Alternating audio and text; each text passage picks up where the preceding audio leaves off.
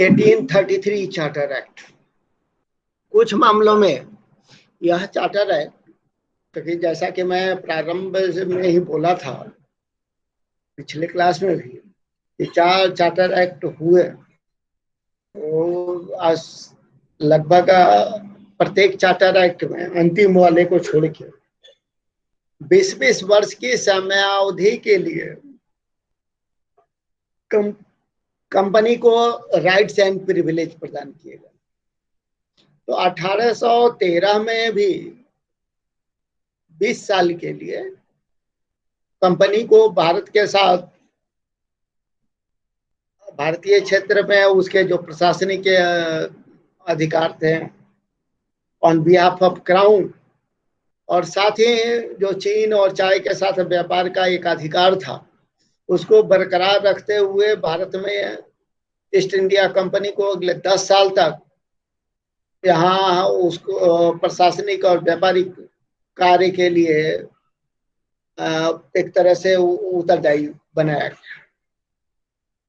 लेकिन 1833 तक आते आते परिस्थितियां काफी बदली। इस समय तक काफी तेजी से इंग्लैंड में इंडस्ट्रियल रिवॉल्यूशन हो रहा है।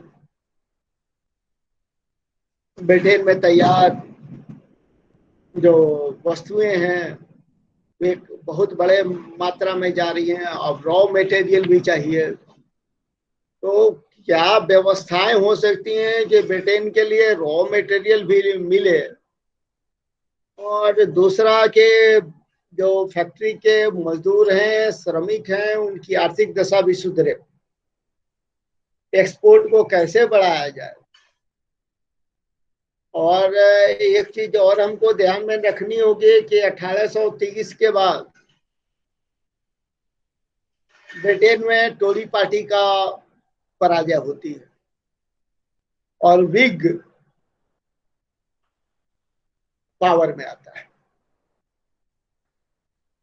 क्योंकि इसके पहले, काफी पहले से ब्रिटेन में सुधारों की मांग चल रही थी, और इस सुधार की मांग को लेकर वहां अधिकारों के लिए, मतदाता के लिए और चुनाव के संबंधित सुधार के लिए काफी कुछ प्रयास प्रारंभ हो चुके थे। 1832 में इसी उदारवादी नेताओं के प्रभाव में व्हिग पार्टी ने 1832 का सुधार अधिनियम पेश किया। यह वह युग है जब बेंथम और से जो प्रभावी चिंतक थे, उनके प्रभाव हमको विश्व में दिखाई पड़ते हैं। तो इन विचारों से प्रभावित होकर भारत में भी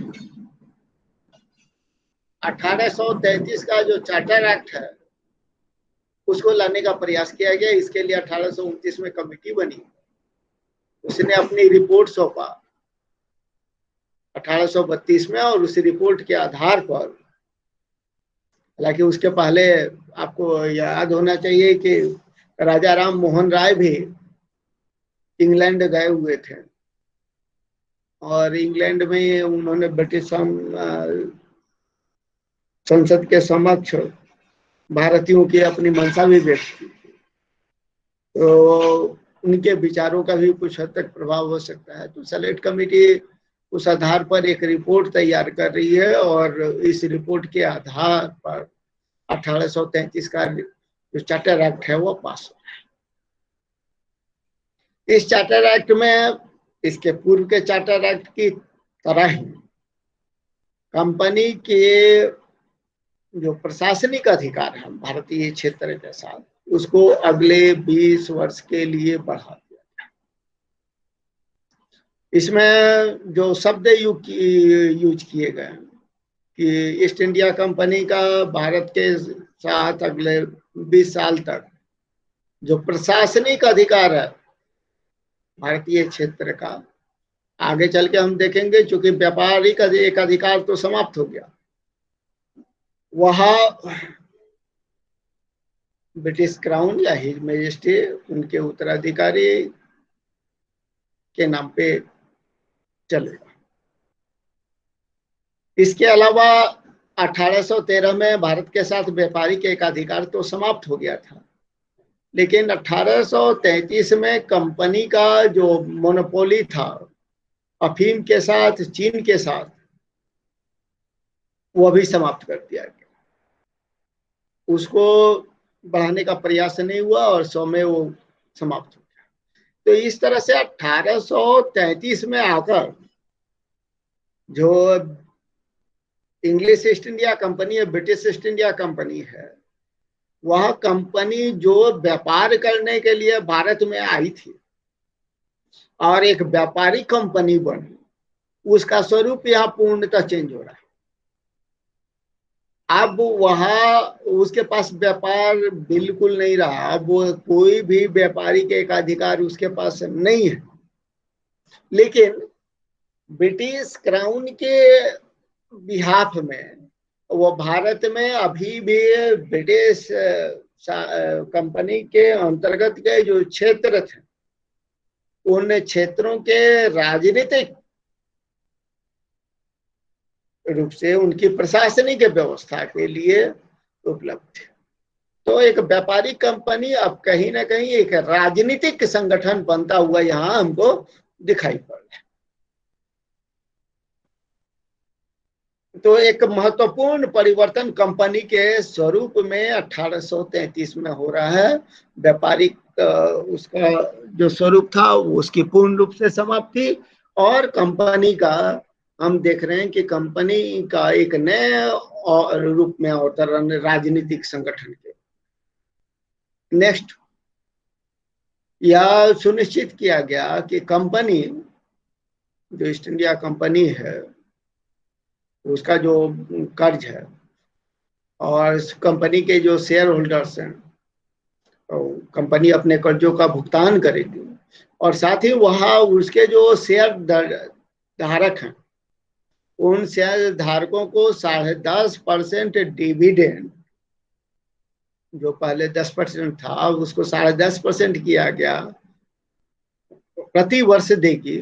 और यह लगभग कंपनसेशन, चूंकि व्यापार खत्म हो गया है, कंपनी के जो शेयर होल्डर्स हैं अब उनको अगला कोई लाभांश कंपनी के आय से नहीं मिलना था, इसलिए एक रकम निश्चित की गई कि 10.5% प्रति वर्ष उनका जो इन्वेस्टमेंट है वह उनको दिया जाएगा। और यह 1874 तक यह कंपनसेशन या क्षतिपूर्ति उनके लागू रही, क्योंकि उनके जो व्यवसाय के हित थे वह समाप्त कर दिए गए ब्रिटिश संसद के द्वारा। तो एक व्यवस्था उनके लिए अलग से 10.5% डिविडेंड की व्यवस्था ईस्ट इंडिया कंपनी के द्वारा, हमारे ब्रिटिश संसद के द्वारा की गई उन शेयर होल्डर्स के लिए।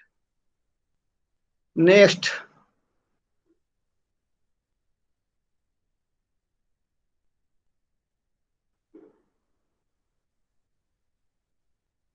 जो कंपनी के डायरेक्टर्स थे, क्योंकि इसके पहले के जो व्यवस्था थी, कंपनी के डायरेक्टर्स का एक अधिकार था कि वह भारत में जो दूसरे सिविल सर्विस के लोग हैं उनको वो नियुक्त करें।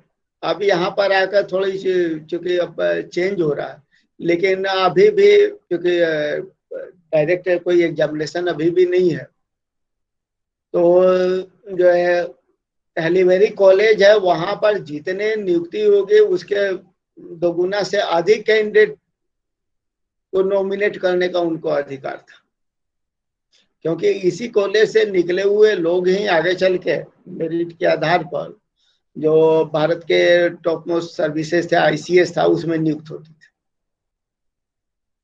1853 के बाद हम देखेंगे कि ओपन कंपटीशन प्रणाली शुरू हो रही है, लेकिन अभी तक वैसी व्यवस्था नहीं थी। तो कहीं ना कहीं जो कोर्ट ऑफ डायरेक्टर्स था वह जो अधिकारी वर्ग है, क्योंकि गवर्नर जनरल और गवर्नर्स की नियुक्ति तो क्राउन के द्वारा होती ही थी, लेकिन जो दूसरे कंपनी के अधिकारी हैं, आईसीएस हैं, उनके नियुक्ति में अभी भी डायरेक्टर्स का अहम रोल है। और वो इस कॉलेज में वे जो लोग जाते थे उनको वो नॉमिनेट करते थे। चार्टर एक्ट के द्वारा जो बोर्ड ऑफ कंट्रोल जिसका प्रेसिडेंट होता था, वह भारतीय मामलों का मंत्री बन गया। यानी कहीं ना कहीं संसद से उसका संबंध था और भारत के मामले में अब बोर्ड ऑफ कंट्रोल प्रत्यक्ष आगे चल के यही भूमिका जो सेक्रेटरी ऑफ स्टेट का होगा वो आएगा 1858 के बाद। जो बोर्ड के दूसरे सदस्य थे उनको अब और उनको कंटिन्यू नहीं किया गया, लेकिन जो प्रेसिडेंट था उसके 2 असिस्टेंट कमिश्नर रखे गए जो उसके समकक्ष नहीं होते थे, लेकिन उससे बिलो रैंक के होते थे। इसमें हम देख रहे हैं कि जो secretary of to the minister होता था, यानी बोर्ड ऑफ कंट्रोल का प्रेसिडेंट का, वह हाउस ऑफ लॉर्ड में अपनी बात रखता था। और एक तरह से कहीं ना कहीं आगे चल के सेक्रेटरी ऑफ स्टेट के निर्माण की प्रक्रिया या उसका बीजारोपण हमको 1833 के चार्टर एक्ट में दिखाई पड़ा। सबसे महत्वपूर्ण बात है कि इसमें पहली बार भारतीय प्रशासन को पूर्ण रूप से केंद्रीकृत करने का प्रयास किया गया। इसके तहत जो बंगाल का गवर्नर जनरल है, उस बंगाल के गवर्नर जनरल को governor general of British India बना दिया गया। क्योंकि हमने देखा है कि बंगाल का गवर्नर होता था, आगे चल के 1773 के रेगुलेटिंग एक्ट के द्वारा उसको गवर्नर जनरल ऑफ बंगाल बनाया गया और अब 1833 के चार्टर एक्ट के द्वारा गवर्नर जनरल ऑफ बंगाल को governor general of British India किया। और 1858 में जाकर हम देखेंगे जब क्वीन विक्टोरिया की घोषणा होती है तो उसके बाद हम देखते हैं कि कहीं ना कहीं वायसराय शब्द आपको सुनने को मिलेगा। तो गवर्नर जनरल भी और वायसराय भी, जो ब्रिटिश शासित देसी रियासतें थी, उनको संबंध के लिए वायसराय शब्द आ रहा है। तो 1858 के बाद चूंकि गवर्नर जनरल का पद तो रहा ही है, गवर्नर जनरल ब्रिटिश शासित क्षेत्र के लिए इस समय से 1833 से ही रहा है, लेकिन गवर्नर जनरल को ही वायसराय नाम से भी उसके बाद जब ब्रिटिश गवर्नमेंट ने प्रत्यक्ष अपने हाथ में कंट्रोल लिया तो गवर्नर जनरल का एक अलग उपनाम वायसराय भी दिया गया। तो 1833 में लॉर्ड विलियम बेंटिक भारत के फर्स्ट गवर्नर जनरल बनते हैं। गवर्नर जनरल के काउंसिल के सदस्यों की संख्या जो ब्रिटिश इंडिया एक्ट में 3 थी, अब 4 कर दिया गया, बढ़ा दिया गया। और लॉ मेंबर यहाँ पर मैकॉले को देखेंगे कि मैकॉले भी जुड़ रहे हैं। जो चौथा मेंबर था, हालांकि लॉर्ड मैकॉले लॉ मेंबर के रूप में आए, लेकिन वह उसमें पूर्ण रूप से भाग नहीं ले। जब कमेटी की बैठक हो, जब उनको बुलाया जाएगा तभी भाग ले सकते।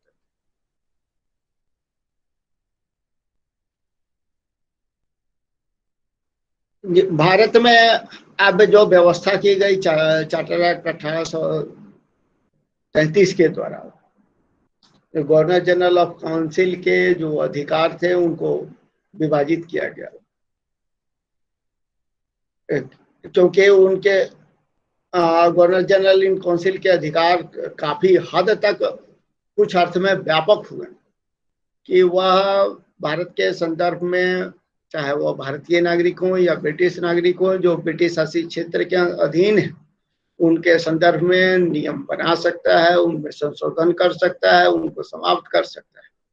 हालांकि उसको कुछ नियम को समाप्त करने, जैसे ब्रिटिश संसद के द्वारा पारित नियम थे या आपको जो कंपनी के चार्टर संबंधी कुछ नियम थे, उस तरह के नियमों को उसको उसमें दखल अंदाजी देने का कोई अधिकार नहीं था। लेजिस्लेटिव क्षेत्र में अब चूंकि गवर्नर जनरल ही सर्वसर्वा था, उसको ही पूरा पावर था कि वह भारत के संदर्भ में अब कानून बना सकता था, उसको इम्प्लीमेंट कर सकता था। इसलिए पहले की तरह जो स्वतंत्रताएं थी मद्रास और बॉम्बे काउंसिल की प्रेसिडेंसी की, वे समाप्त कर दी गई। अब उनको किसी भी प्रकार के विधायी अधिकार नहीं थे। अब वो कोई नियम नहीं बना सकते। अब उनको गवर्नर जनरल के काउंसिल के द्वारा बनाए हुए नियमों को ही लागू करना और उन नियमों पर ही चलना था। एक चीज और यहाँ क्लियर कर दूं, तो बाकी मैं फिर कल चर्चा करूंगा कि जो गवर्नर जनरल के द्वारा बनाए हुए नियम थे, उन नियमों को कोर्ट ऑफ जो डायरेक्टर था वह उसको वीटो कर सकता था, उसमें परिवर्तन भी कर सकता था। तो